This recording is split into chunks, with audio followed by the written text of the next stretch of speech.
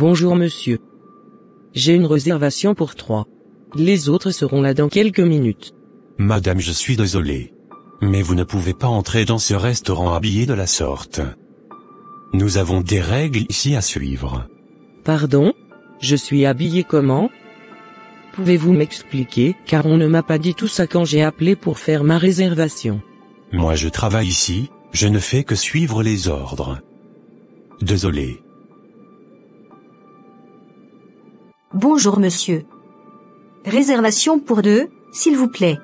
Bonjour madame. D'accord, vous pouvez entrer. D'accord. Merci, j'attends mon mari qui est allé garer la voiture. Attendez, monsieur, vous plaisantez ou quoi? Elle peut rentrer, mais pas moi? Pourtant la dame est habillée exactement comme moi.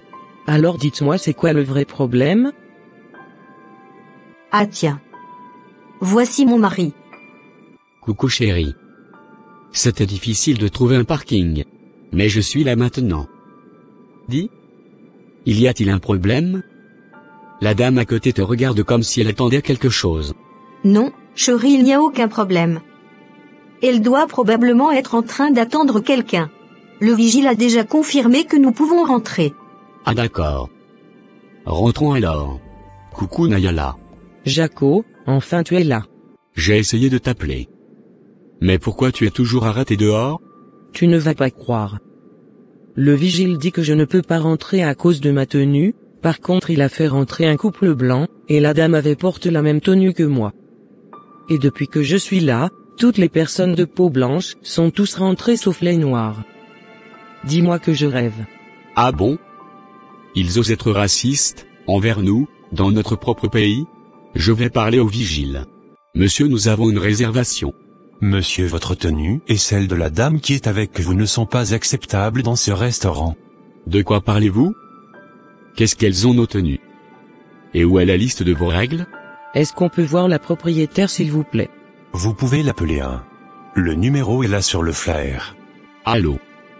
Bonjour madame. C'est vous la propriétaire du restaurant? D'accord. Eh bien nous avons une réservation, et votre vigile refuse de nous faire rentrer, malgré notre réservation. Ah bon? Et c'est quoi vos règles? Nous sommes venus de loin, et vous osez nous refouler? Vous allez voir. Au revoir. Alors, elle dit quoi? Elle dit que le vigile ne fait que suivre les règles du restaurant. Je ne savais pas que le racisme existait dans mon propre pays. La propriétaire est maghrébine je crois, et elle ose venir faire ce que ses frères arabes font aux noirs dans leur pays, ici sur notre sol? Incroyable. Laisse-les, ils ne me connaissent pas encore. Je vais mettre tout ça sur mes différents réseaux sociaux. Et je vais aussi en parler à la presse. Bonsoir chers téléspectateurs, et bienvenue à notre émission. Vous êtes tous au courant de cette présumée affaire de racisme dans un établissement de loisirs ici dans la capitale qui enflamme l'étoile. La principale mise en cause est la propriétaire des lieux. Une expatriée établie dans notre pays depuis plus de 40 ans. Des clients se sont récemment vus refouler du restaurant pour cause de tenues indécentes. Ce soir nous avons sur le plateau le plaintif monsieur Jaco, qui va donner sa version des faits. Mais bien avant ça, nous allons voir l'interview avec la dame en question, et aussi le micro-trottoir de monsieur Yao, pour recueillir les avis de la population. Alors, suivons le reportage. Bonjour madame. Alors, que dites-vous de ces accusations qui vous traitent de personnes racistes? Bonjour monsieur. Je trouve ces accusations déplorables. Moi je vis dans ce pays, depuis plus de 40 ans, tous mes employés sont des noirs, le vigile est noir, le chauffeur est noir, les cuisiniers sont noirs. Je n'ai aucun problème avec les noirs. Ce couple veut simplement gâter mon business. Bonsoir madame. Alors après avoir vu l'interview de la propriétaire du restaurant, que pensez-vous de cette affaire? Moi je suis chrétienne. Et le Dieu que je sers aime la justice et s'oppose à l'injustice. Cette dame ne peut pas traiter ainsi un peuple qui l'a accueilli à bras ouverts et ne pas s'attendre à des répercussions. Tout ce qu'on fait de mauvais sur cette terre on paye un jour ou un autre. Même la Bible dit dans Colossiens 3 verset 25 que celui qui agit injustement recevra selon son injustice, et il n'y a point d'acceptation de personne. Merci madame.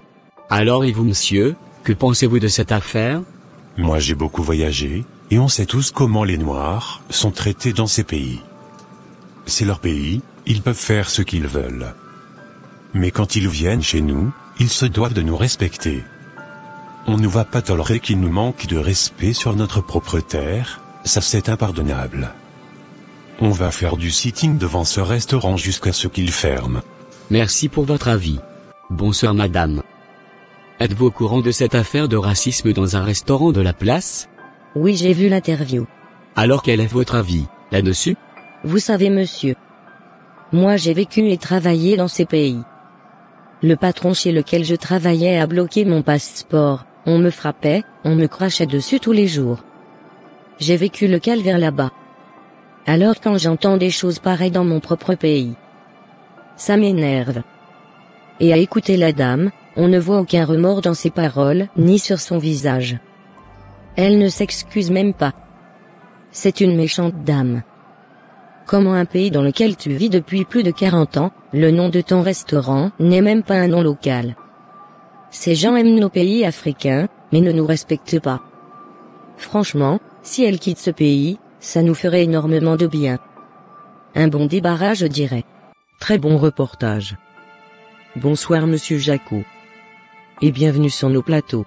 Bonsoir madame Connet. C'est plutôt moi qui vous remercie.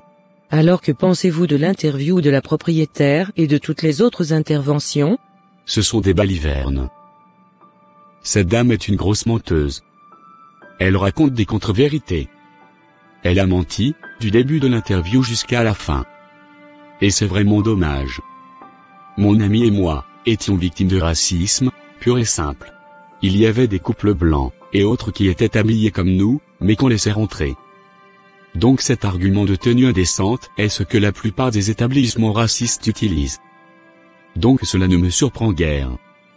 Nous ne devons plus tolérer ce genre de manque de respect sur notre territoire. Nous ne sommes pas racistes dans ce pays.